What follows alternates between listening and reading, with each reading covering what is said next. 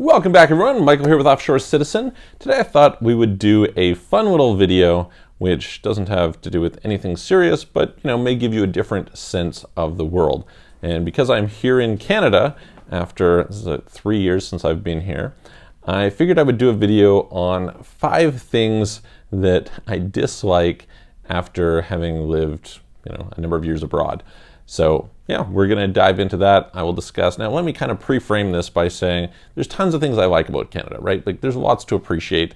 This is certainly not a let's go bash Canada video, and I'll probably do another video on a bunch of things that I like, because I do think it's important to be prepared if you're moving abroad. I think there's certain circles where somebody might paint a picture that some other place is so good, and I think there's always kind of that grass is greener on the other side sort of thing. However, there are definitely things that I would rather were different about Canada, and so I'm going to discuss them with you right here today. So we're going to go through that. Before we do that, if you haven't already, please hit the subscribe button, nail the notification bell, hit the like button if you like the video, share it with your friends, check out our other videos. If you'd like help with where to relocate, setting up residencies, citizenships, what the best solutions are for you, optimizing your taxes for your business and yourself personally, both in terms of the strategy and the implementation, please reach out to us. You can book a call with me, calendly.com/Michael-Rosmer. There's a link in the description below, along with our websites, where you can send us a message, offshorecitizen.net or offshorecapitalist.com. Okay, so thing number one. The number one thing that maybe is kind of obvious is the weather, okay? Canada, a little bit cold. Sometimes people will say to me when I'm someplace else and I'm feeling cold, like, you're from Canada, this shouldn't bother you. I'm like, no, I've had enough cold for my entire life. I don't need it anymore. Somebody else can have it. So certainly, it's August at this point in time, and I gotta tell you, the evenings are quite chilly right now. So I would much prefer warmer weather. Certainly, I can enjoy the snow at certain times, but the cold is always better when you're not trapped in it. When you can choose to go someplace. You're like, hey, I'm going to go for a week in the Alps or something to go skiing. All right, that's a little bit different than when it's just there. It's just omnipresent. You just have no choice. So that is probably unsurprisingly number one. Okay. What is number two? Number two is what I would call rules just like taken to the extreme, excessive. I was talking to a friend the other day who there was a fight between his kids where the one kid was actually like beating the other kid, and he ended up disciplining them and ending up in court over it and charged with assault and all this thing. And I'm like, this is kind of like a Canadian thing, right? There's certainly, I guess, in the Western world where it's like it used to be back in the day, kids would get spanked, kids would get beaten, obviously you don't want to, the instinct is right? The instinct is to say, hey, abuse is bad, we're going to protect kids from abuse. Of course, nobody wants that. But a lot of these things have just gone way to the extreme. And I feel like that's true in many things. Hate speech would be another example, right? Hate speech rules that are just kind of taking it to the excess.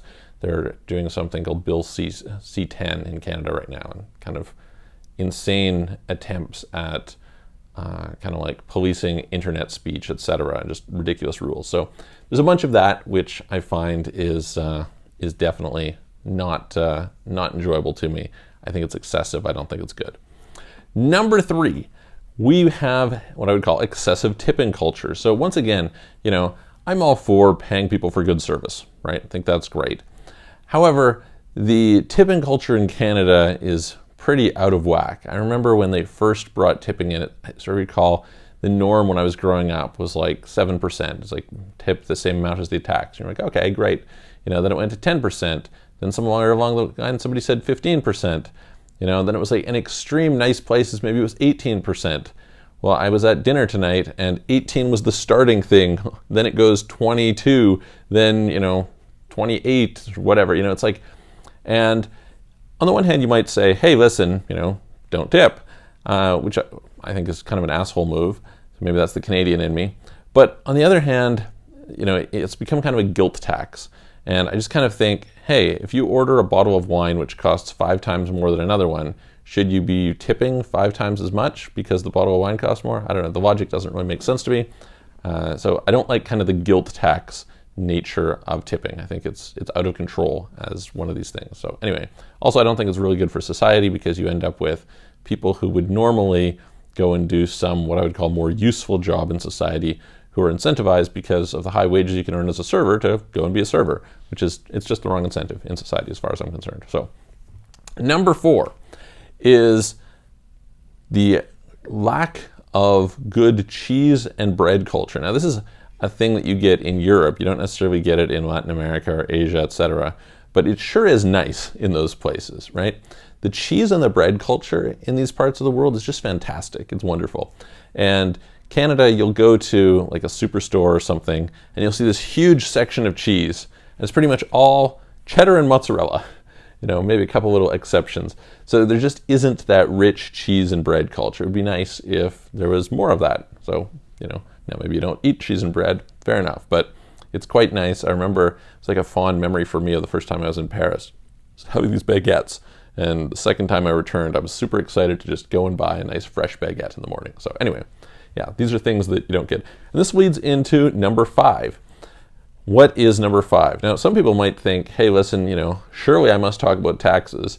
Of course, you know, taxes are something we talk a lot about on this channel, and there are some crazy things about taxes. I'll maybe circle around to that in just a second. But actually, the 5th thing that I think is a little bit sad is Canada's probably the most franchise-dominated country I've been to. And so I feel like there's a lack of these kind of unique boutique type small businesses, right? And this is, Canada is a country built on oligopolies. You'll see it in the banks, right? There's basically 5 major banks. There's basically 3 major telecommunication providers, etc. So they've kind of really consolidated things into few big companies. And you know what, to some extent, you know, I enjoy going to certain of these chains, but it's really nice when you have lots of variety of other independent providers. And that's not something that you get nearly as much in Canada. So that's something that I miss. Going to the taxes thing, just as kind of a bonus, of course we would talk about taxes or whatever, but the one that I want to point out that is ridiculous is sales tax on used vehicles. This seems insane to me. I mean, I bought a car for my time during the country visiting, and you know, I bought a car that was pre-owned. Okay, great. You know, I'm only going to have it for a couple months.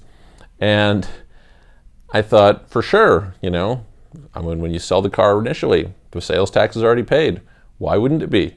And you go to register the thing, and they're like, hey, you have to pay full sales tax on this car. This seems insane to me.